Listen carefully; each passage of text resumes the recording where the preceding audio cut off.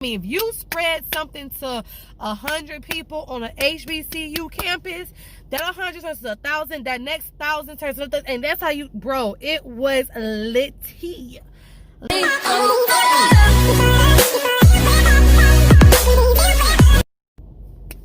Hi guys, it's me, Clarissa here on Clarissa Says, where Clarissa says it all, and that is how I feel. If you are new to my channel, make sure you subscribe, like, share, leave all your comments down below. Make sure you tell a friend to tell a friend. And if you ever have a topic that you would like for me to discuss, it could be anything. Please leave it under any videos before I can shout you out and do the video. So for today's video, per the title, guys, this is about to get a little fun. I'm going to give you a quick story time on my first college party. Well, let me not say my first college party, because I went to a couple parties. I mean my first lit. Like, it got lit college party. Okay, so my guy used to be that person on the campus that just was like a, not to say a butterfly, he stayed to himself, he has a little crew, but he was a known type of person. Like, he was known because he did sports, so he was with some people to sports. He went during the summer, so like the people that were like athletes, he knew him. People that were just going early, they knew him. And different classes, different type of people, you know. Smaller schools, I'm gonna say HBCU, so smaller schools is better with like you knowing most of the people that's on campus or off campus, just goes to school in general, because it's a smaller school. Not all HBCUs are small. Schools are small, but my HBCU school was actually on the smaller side compared to other universities that are out there. So you kind of knew everybody. Everybody kind of knew everybody. You knew everybody went to the park. You knew everybody went to the caf. If you on the quad, you just know all the groups. You know the Soros. You just know people. All right. So him and his little group decided to plan a party. And no, I'm not just saying the party was lit because it was this party. He actually helped put together a lot of the parties that was, going on around that time. So this one in particular was lit. And I did go to the party after that, was lit too, but it still wasn't as lit as this party, guys. I'm trying to tell you. So we go. I know people too, so I help people, spread the word. Of course I did. It's me, Clarissa, I say it all. So I was around the neighborhood. I was around the whole school. Y'all, it's gonna be a party on Saturday, this time, this one. What's that? Where y'all coming? Y'all coming? Oh, I thought y'all be there. Hit me on Instagram, IG. I was spreading the word. They would let people know, putting those signs and handing things out on campus. Like, real legitly, like, get people was there, okay? The party starts, girl looking all cute or whatever, girls get all cute or whatever. Now, mind you, before college, I'm a good girl. Not say I'm a good girl. People that go to parties are bad girls or whatever, or bad boys. But I'm really like a good girl. I was like, I did a story time previously about my experience with church and certain churches and a church, and how this video was basically titled recruited into a cult, and it was based off of a church situation. Basically, I was in church 24/7, 24/8, 24/9. Like, I mean, Monday, Tuesday, Wednesday, Thursday, Friday, Saturday, Sunday, I was in the church. I was in the church. I would go to Wednesday Bible school, Saturday fun day with the church, Friday night help the youth, Monday night, everything. It was always something. And I would go to different churches. So my mom's concept was to keep me and us in churches, which would be around people that would be different and, less likely to get in trouble, because you were in a building with like-minded people that, are watching you, judging you in a way, and you just want to be on your P's and Q's at all points of time. Plus, my dad's a pastor. Well, now he's a bishop, but, I'm a PK as well, low key. And so, my dad moved, though. This is another dude with my father, to be honest. My dad moved up to a whole another 3, 4, 5, 6 states away from where I was living at the time when I was younger. But the point is, it's just the way that you are raised. Like, if you ever been raised in like a real church, I've been into a Pentecostal church, Ebenezer church, Baptist church. I went basically most of all the churches you can name up, all of them, Seventh-day Adventist type of churches. I've been through the I've went through it all. And when I tell you, baby, you don't want to be caught at a party. You don't want to be caught with nobody seeing anything, or you just don't want to be involved with certain type of people. Not just that, but because you just hold yourself to a certain type of standard, and it was really frowned upon to be with the crowd that wasn't church-like, that they call worldly. And so me going to parties were very Did I go to parties in high school? Yes, I did. Don't get me wrong, we had church parties. I had some friends I went to some parties with, but I just knew that the parties that I was going to go to would not be, like real hype parties. I only went to one real hype party. Well, two real hype parties in high school, and that was my friend's my friend party, and she get lit. So at the time, my best friend. But yeah, so I said to myself that I'm going to save that experience when I get into college. So when I got into college, baby, the first day I was at a party. The first day I was at a get back at the party, that was say less. I was there. I was out. Hey, how you doing? What's up? Where she at? I'm around. So I just had to tell you guys that, it was just like, what's going on? So the party gets there, everybody's getting to the party, people actually start to show up. They actually charge people to get into the house. Now, mind you, the house that the party was at was also one of our friends. We had a friend named Zoe, and he had a good little party, and we charged people to come through, and I mean, they were getting guap. And I say we because I technically was like the one collecting money, getting money, and all that, but I definitely had a big part to do with the amount of people that came to that party. I mean, for real. I mean, if you spread something to 100 people on an HBCU campus, that 100 turns to 1,000, that next 1,000 turns to 1,000, and that's how bro, it was litty.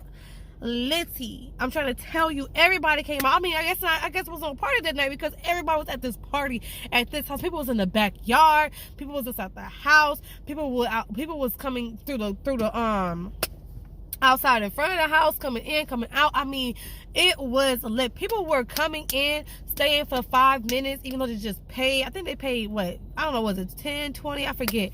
But 5, 15, 10, 20, something like that. Even though they just paid whatever amount of money it was, they were staying for like 5, 10 minutes and leaving because it was like, it's just so many people. And they didn't even care about their money because they had their fun. Like, they had got their little drink, did whatever they had to do, and no, I did not underage drink. For those that want to know, no, we don't condone underage drinking, but there was drinking, there was alcohol, there was definitely alcohol there. Guys, let me tell you, that party got lit. I mean, people were dancing, people were just enjoying themselves. It got a little bit too lit. Let's go there. So it's been like a good 2-3 hours. Party started like 9, 10, 11. It's now 2 o'clock in the morning, and lo and behold, I don't know what happened, how it happened, whatever, but somebody outside had some form of altercation. Nothing to do with the people that were collecting money, nothing to do with the people that was involved with the party, but people that just came to the party. See, one bad apple can spoil the whole bunch. Man, let me tell you, mind you, it's loads of people there just dancing, eating, everything. Like, we have food, everything. And somebody, somehow, some way, decides to shoot. Like, somebody shot off a gun. Up until this point, I've never heard, well, maybe actually one other time, but besides that, I've never heard anything that close. Like, I've heard of gunshots in person before, but it was never that close. And one time before this time, but this time it was close. Like, I mean, it was the house was not that big, y'all. So this man outside, it was a man, by the way. This man outside shooting off rounds to the air. For what reason? Nobody really knows. Nobody that was involved with the party, the actual party, people that put together the party, still to this day do not know where the shots came from or why. But this man just decides to shoot off his gun, and I tell you, no lie, the music was going, but somehow I felt like the whole music was paused. I feel like everybody fell to the floor. I was already sitting in a chair on the couch. I leaned over and looked at her. My guy was at the door. Again, he was collecting the money, so my guy was actually at the door. He done went to the side. Like, everybody was shook. That's how you know a party's too lit. If gunfires go off, you ain't got a lit party. It's signed, sealed, and collected, baby. That party was too lit. And then the messed up part about it was, it was so many people there. If something would have really like went off and hit somebody, it could have ricocheted and hit somebody else. You don't know who's around you. Somebody else could have got hurt. Somebody else could have had another gun. It could end up to a big, huge shootout. And it's just like, dang, bro. And we did have security. So there was somebody at the door. I'm gonna put his name out there, but it was somebody at the door that was checking everybody. So you couldn't have came in with a piece, like, baby. You had to, if you could feel it, because he was a real security, like, he was feeling it. You know, if you can feel it, then baby, you gotta go take it to the car. You can't come in here with this. We have people protecting people. You can't come in here with this. So, and now this, you will see him turn away some people. Doesn't mean they weren't licensed to carry. Just means they were carrying, and we didn't want that activity, that stuff inside the party or around the house, because it could cause drama. Which maybe that's what happened. Maybe he got mad and he could left and shut off his gun. I don't know, but I know one thing, baby. I said, my little behind sitting on the couch said, I just leaned back and looked like, did I just hear that, like, in disbelief? And I promise you, in my head, I heard I heard my pastor and my mom say, now this is what you get. You at a party in college being grown. I said, oh shit, I'm about to die in a party. Like, I just wanted to turn up. I just wanted to experience life. Like, let me live. Let me be great. And so basically after that, the party basically slowed down, calmed down. Some people left, but it wasn't too many people that left. Some people did leave. And I said the party ended like 2 hours later. It didn't completely end, but the vibe was still kind of for like 30 minutes or so. And people started to go home because it's kind of like what was going on, I already knew. But some people that were just having fun or just got it, didn't want to leave automatically. Like, you know, I'm just saying what might have happened in the head. But eventually everybody just slowly but surely left, and that was it.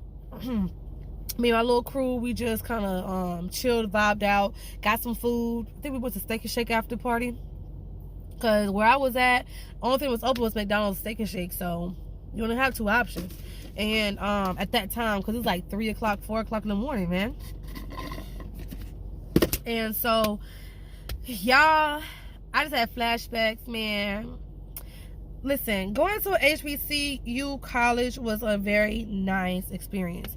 A very nice experience. Would I recommend it to somebody else? I would. Just choose the college that's best for you, or the university that's best for you, and, you know, go from there. And so what I do want to say is that party was litty. That's my quick story time for you guys. If you want to know why I'm going through my hair, I'm so shocked that my hair really looks good. I had this hair for a good 9 months. This is from Love Me Hair, which I did a video on already. Check it out above or below in the description box. Here is a screenshot of the hair video that I did when I did the video, and I absolutely love this hair. I've had this for 9 months and it still looks, look at this, it still looks good. I just did a video about me getting 3 wigs for $39, baby. No, it did not work. It did not work. It is not at all like the pictures. Check out that video as well. I thank you guys for watching this video today, and I hope that you come back to my future videos. If you are new to this channel, thank you for subscribing. My OG subscribers, you know I genuinely appreciate you. Make sure you like and leave your comments down below. Tell a friend to tell a friend. Listen to this story because this can save you in the future. Don't sometimes, it worked out for us at that party, but sometimes if you have a gut feeling not to do something, not to go somewhere, don't do it.